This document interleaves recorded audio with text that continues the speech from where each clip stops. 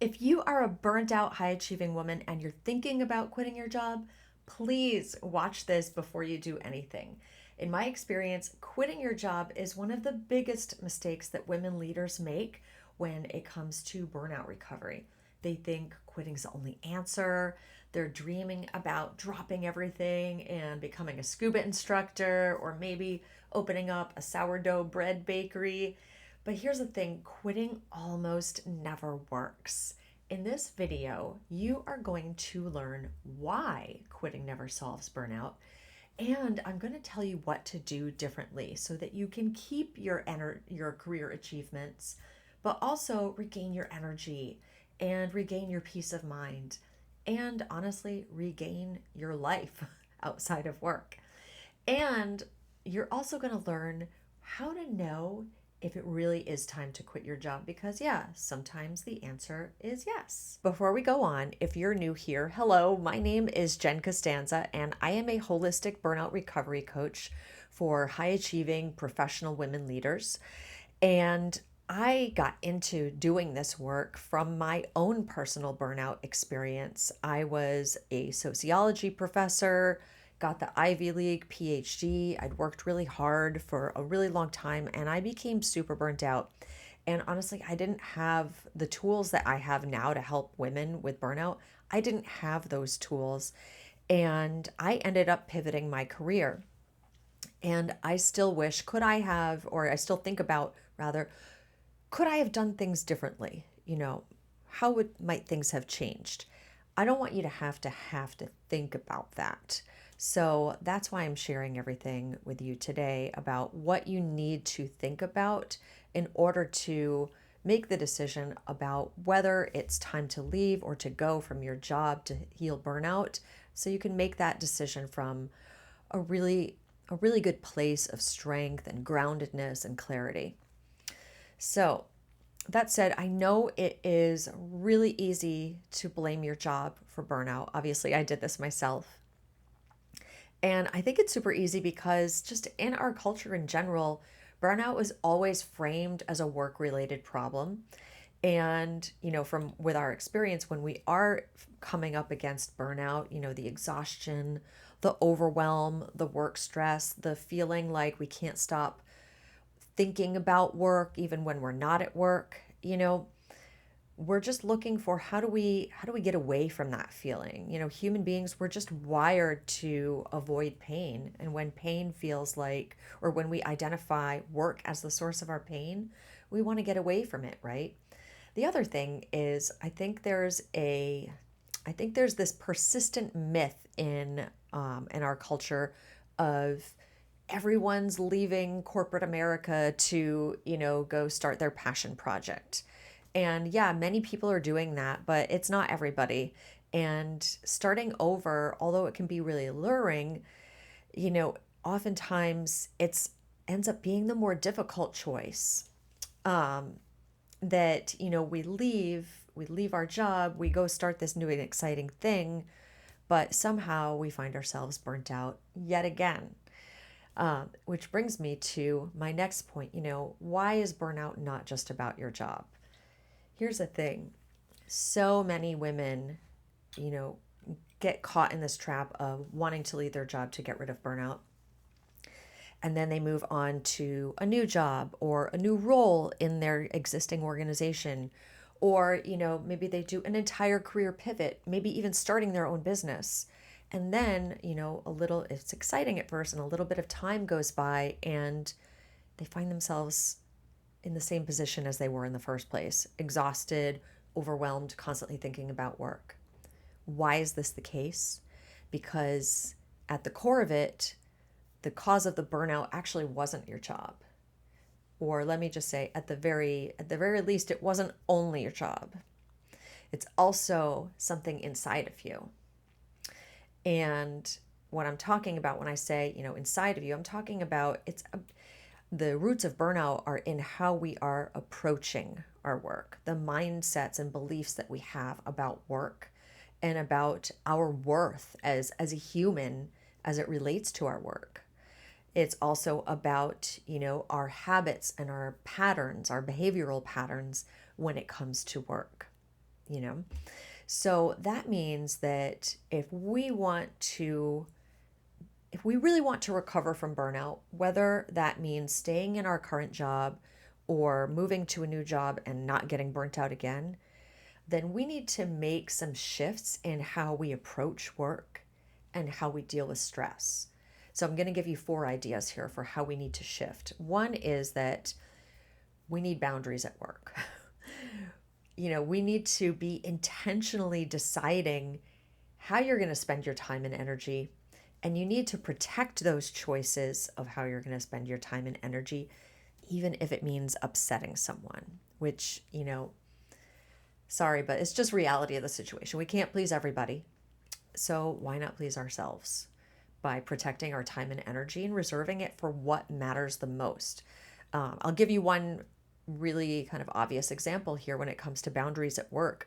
Many of us, or many of the women that I've worked with, and I used to do this myself, take their work home with them at night.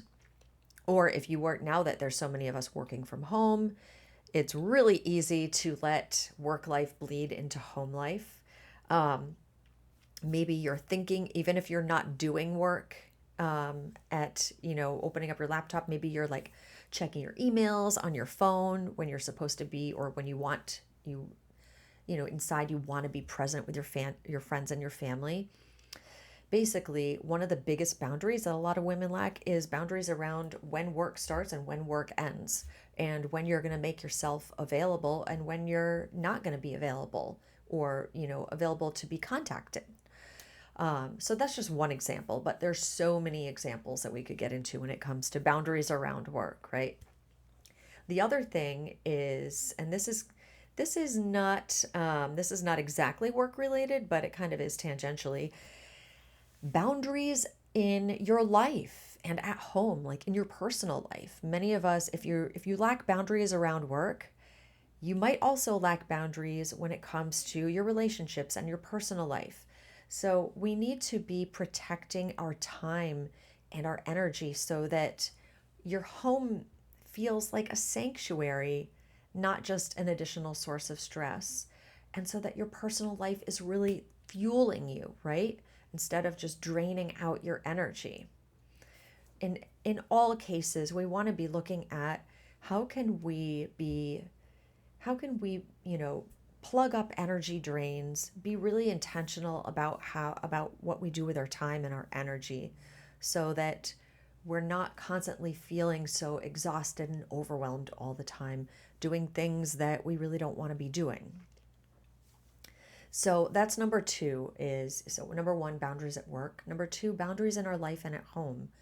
Number 3 is dealing with stress in a more healthy way by regulating your nervous system. I know this is a big buzzword these days, but it's a buzzword for a reason. It's that most of us, we grow up not really knowing how to deal with stress, mainly because our caregivers, our parents, didn't really model healthy ways of dealing with stress. So we learn this, essentially, children learn this from their parents. So if we didn't have someone to teach it to us, why would we know how to do it as adults? So, and I put it in that way, not to basically to kind of like absolve you of blame. It's not like we're not playing a blame game here, but we are saying we're grown-ups. We have to take responsibility, acknowledge where we're at, and then move forward and take the right steps in moving forward. And one of those right steps is learning to deal with stress healthfully by regulating our nervous system. And just a couple examples, things that I do on a daily basis and that I will do with my clients are like breath work, grounding exercises, which just means practicing being present, practicing living in the present moment instead of thinking about and worrying about the past, or thinking about and worrying about what's to come, right? Just practicing being in the present. Basically, we want to get to a point in regulating our nervous system where we can pause and respond thoughtfully to stressful situations instead of flying off the handle. Which, if you are at a point of burnout and you're overwhelmed at work, chances are you've been living in kind of a fight or flight mode for a while, and you are constantly kind of maybe not flying off the handle, but reacting instinctively to even small stressors. So we need to work on regulating our nervous system so we're not always kind of reacting to just little things, and so that we can respond thoughtfully, and so that stressors at work don't phase us so much. There's a lot that we can do inside in ourselves to be able to deal better with uncertainty and things like that at work. Okay? Now, the last thing I'm going to say in terms of how we need to approach, or sorry, how we need to shift how we approach our work is that we need to, how I would call it, decenter work. For many of us, and I am speaking from my own personal experience here. Many of us become burnt out at work because it's kind of like we put all of our eggs in one basket, where, work is like the center of our lives. Your career's the center of your life. And I think this is especially the case if you had to go through a lot of education and training, if you invested, years of your life into your career, if your career was kind of, it wasn't just something that you fell into accidentally, but, your life's passion. I know that this is the case, or this was definitely the case for me as, a sociologist going through my PhD. It was the case for, I would say, everybody around me.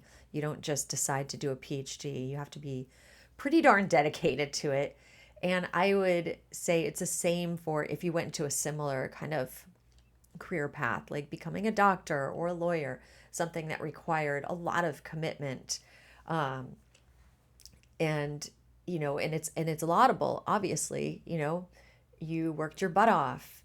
You proved that you could commit to something and follow through. The thing is that in careers like this, it's really, really easy to put work at the center of our lives and think that everything else is kind of secondary. And when we do that, it puts a lot of pressure on us for a lot of reasons. Something small goes wrong at work and it feels like our whole life is in shambles, right? And so we really need to work on decentering work, removing it from the very center of our life and having it be one of many things that gives our life meaning, right? There's also relationships, there's family, there's friends, there's hobbies and sports and just things that you love to do.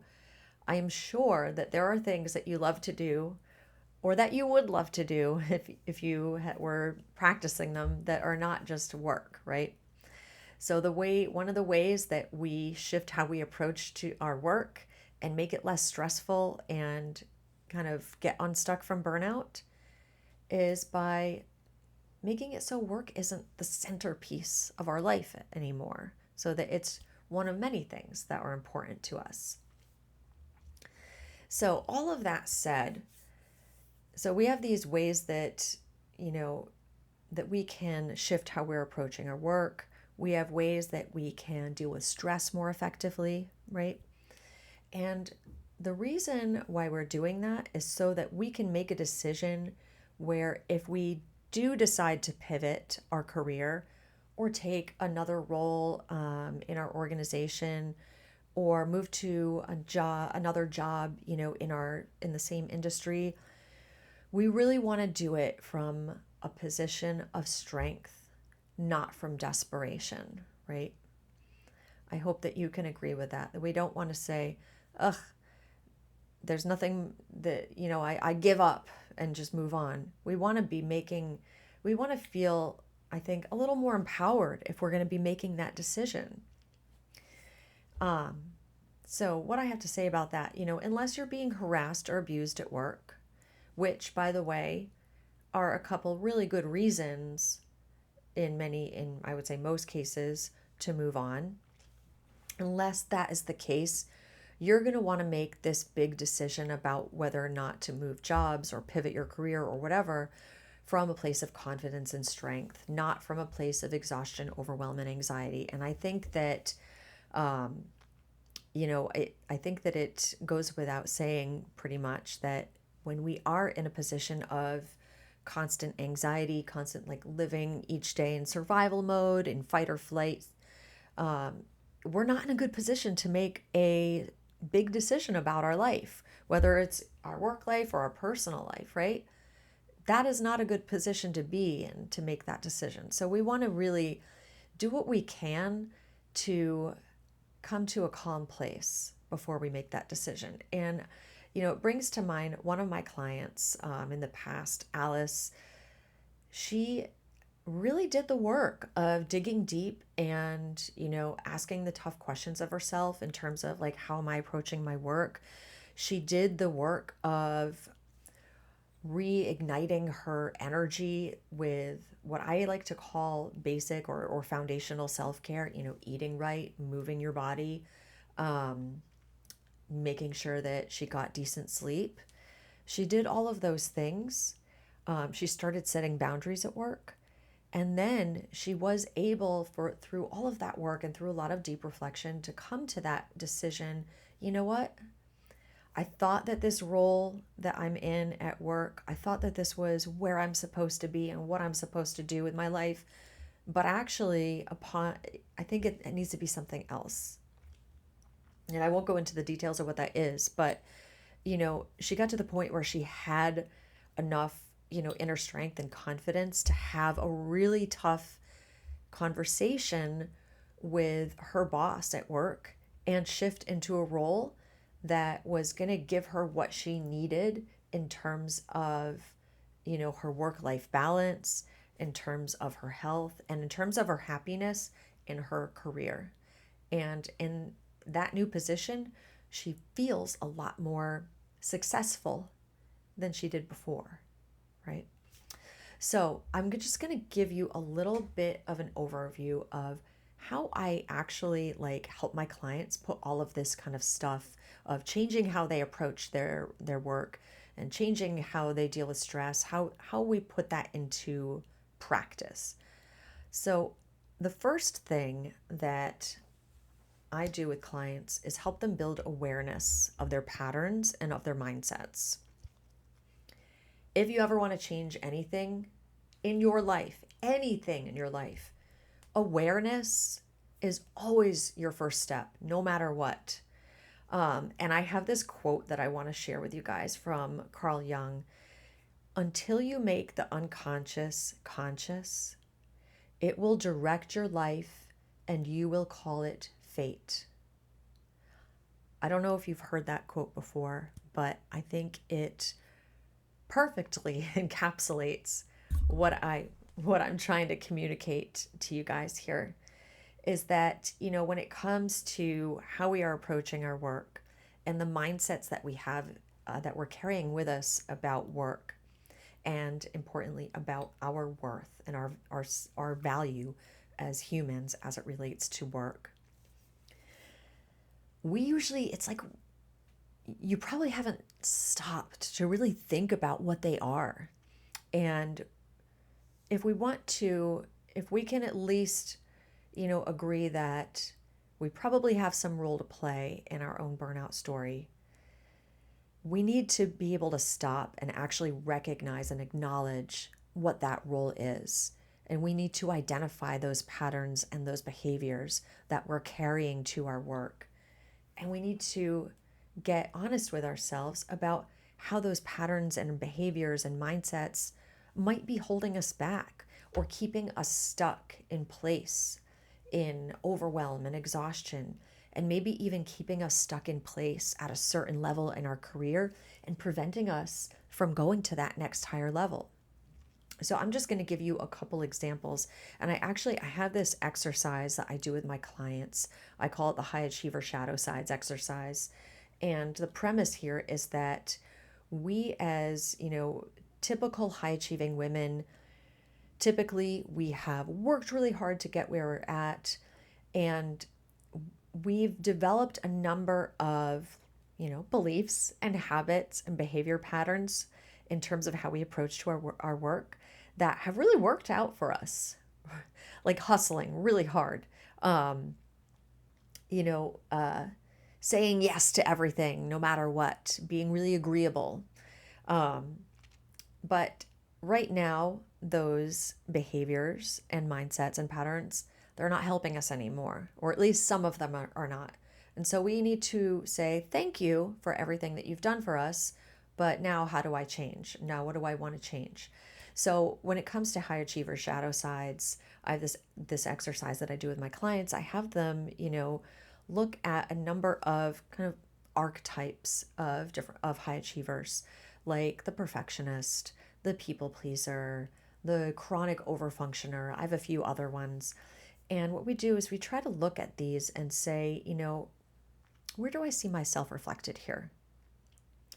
And, part of this is work that maybe we'll do in coaching sessions, but also I really highly recommend to all my clients that they adopt a journaling practice to be able to do this work on their own, because there is only so much talking out that you can do, whether it's talking it out with, a coach or a therapist or your friends. Eventually, if you really want to figure out what is going on inside, you need to complement the talking with maybe some journaling. Another thing that I do with my clients is somatics, especially somatic breath work. It's a really great practice that I facilitate for them that helps them kind of identify what's been holding them back, what beliefs and what habits and behaviors have been holding them back at work. So that is one thing. Step one, building awareness. Like what actually are my patterns? What actually are my behaviors, my mindsets, and my beliefs when it comes to work? The second thing that we do is set boundaries, right? I already talked about this a little bit earlier, but everyone, there are no cookie cutter boundaries, obviously. But what I do with my clients is help them identify the really high leverage boundaries, that they can start setting and upholding to be able to protect their energy, to be able to protect their time, and to protect their mind. When I'm talking about energy, I'm not just talking about energy that we expend physically, but also mentally and emotionally, right? That we want to identify the boundaries that we need to be setting with our work and even in our personal life that are going to help us feel less exhausted, more energized, and less overwhelmed and more calm, and give us more peace of mind, right? And granted, oftentimes setting boundaries is going to push you out of your comfort zone, and that is totally normal. If it were easy, everyone would be doing it, right? um, I like to pair setting boundaries with nervous system work. So I mentioned that earlier. So that might be, when you set a boundary and you feel kind of a sense of anxiety come up, maybe with like a tingle in your chest or in your stomach, that I like when we have specific like tactics or exercises that we can do in that moment to bring ourselves back into a feeling of calm, to tell our nervous system, hey, we're actually not in danger right now. We're safe. Maybe it will be like taking some deep breaths, very simple, right? And the idea is to basically retrain our nervous system, and by retraining our nervous system, really retraining our brain to know that it is safe and good and enjoyable to set boundaries with our time, for instance, and with our energy. And the more that we practice doing this, setting a boundary, giving ourselves a little calm down with some deep breathing, and then observing what happens when we set that boundary and noticing that nothing bad happened, it gives us confidence to set the next boundary. So that's how we do that work. The third thing that I work on with my clients, which obviously I just touched upon, is regulating your nervous system.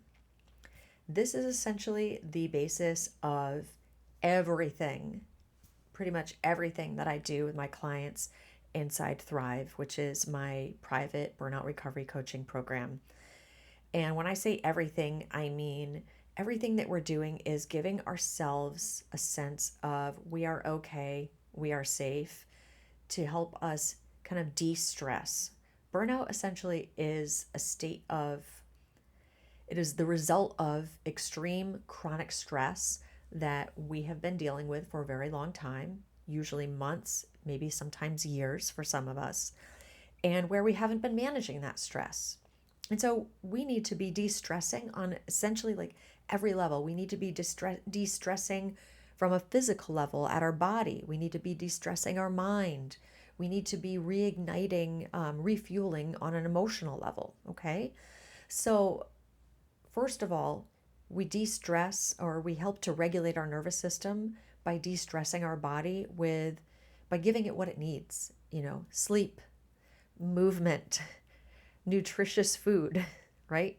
That's what I call basic self-care. It's a foundation of everything. We literally we can't a lot of this other stuff like setting boundaries, making big decisions about our life, we can't do it when we are completely exhausted and stressed out. So we start there. But the other things that we do to regulate the nervous system that I've already kind of mentioned a little bit are breath work, grounding exercises where we're practicing being present and living in the present moment, we're practicing bringing ourselves back into the present moment at different intervals throughout the day. This is really important because when we're living in a state of fight or flight, we're worrying about what's in the past, we're worrying about what horrible thing might happen, we're not living in the present. It's when we're not living in the present that we actually tend to go off the rails and get really stressed out and exhausted. So we do that. So we work with breath work, with grounding exercises, with somatic practices. Those are some of the things that we do to help regulate the nervous system and bring us to a point where instead of reacting impulsively to, that uncomfortable or email that you just got in your inbox, instead we're just responding to it from a neutral position. It's not really phasing us. That's the state of mind that we want to get to, where things aren't phasing you. And lastly, the last thing that I help my clients with, and it's basic, and aside from the awareness, the first step, awareness, none of this is really in any particular order. It's kind of everything kind of happening as it needs to. But something that we really want to do is consider what success means to us. Earlier I talked about decentering work, not making it the centerpiece of your life. Oftentimes we get into, or we've gotten into the position where work is the centerpiece of our life because we've adopted definitions of success that maybe were handed to us by our parents or a well-meaning teacher or mentor or just society in general, right? We've been maybe following other people's ideas of what success would mean or what it should look like, but not really stopping to ask, does this actually give me joy? Does this give me purpose? Does it give me meaning? Does it make me happy? So we need to explore that. What actually does make me happy? Because that's the direction I want to go in. I don't want to keep going down the direction I'm going. I need to figure it out. And some of that figuring out we do in coaching sessions or with journaling and other exercises. Some of it you will do through experimentation and just feeling out like what feels good, what doesn't feel good. Getting back in tune, this is really important, I believe, is becoming more connected to the signals or the messages and intelligence that our body is giving us that we are happy about something or not happy about something, that something is fueling us or that it's draining us, right? So sometimes we have to do a lot of experimentation to figure out what do we actually want to do when it comes to how we want our work life to look, how we want our personal life to look, how we want, how we want to spend our free time so that it's really like adding more joy and meaning to our lives. And when we're doing all of that work, we can eventually get to the point where we are self aware enough and re energized enough that we can make a decision about our career, of whether we want to pivot or stay where we are. Or, we can make that decision from a place of strength and clarity and calm and ultimately confidence that the decision that we're making really is the right one for us. So if this video was useful, please hit like and subscribe. And for moving forward, I have two things that I can offer you. One is a free resource, a free burnout recovery guide. It's called the Burnout Freedom Roadmap. The link to download it is right in the video description. And in that resource, you're going to find a self-assessment tool to find out where you fall along the burnout spectrum. And based on that, what steps you should be taking right now to start feeling better and, regaining your energy, and your peace of mind. And the other thing is, if you'd like to learn more about how you can start implementing the things that I was talking about in this video and more, that is everything that I do in my private coaching program called Thrive. So if you want to learn more about that and even jump on a call with me to see if it might be right for you and how I can help you, then there is a link to grab a free burnout breakthrough assessment right in the description, and you are welcome to book that free call. So that's all for today, and thanks for being here. I'll see you in the next video. Bye-bye now.